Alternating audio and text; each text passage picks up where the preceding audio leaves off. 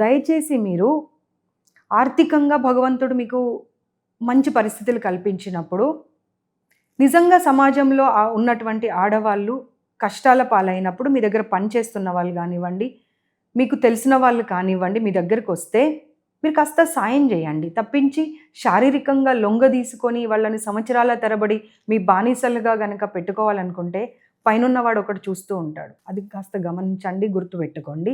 అంతేకాకుండా రేపు మీ భార్యకు గానివ్వండి, మీ ఎదిగిన కూతురికి గానివ్వండి, కొడుకుకి గానివ్వండి, లేదా మీ మనవలు మనవరాళ్ళకి గానివ్వండి, మా తాత ఇలాంటి వాడు అని తెలిస్తే పరిస్థితి ఏంటి?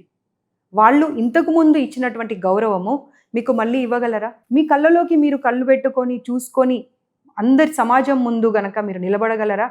ఒకవేళ నేను ఐడెంటిటీ మీది మీడియా వాళ్ళకి గనక చేరవేశాననుకోండి, అన్ని మీడియా ఛానల్స్‌లో గనక మీ గురించి వచ్చిందనుకోండి, మీరు ఏ రకంగా బయట సమాజంలో తిరుగుతారో ఒక్కసారి మీరు ఆలోచన చేసుకోవాలి. ఇలాంటి కేసెస్ చాలా వస్తున్నాయి కాబట్టి తప్పకుండా చెప్పాల్సినటువంటి పరిస్థితి ఉంది.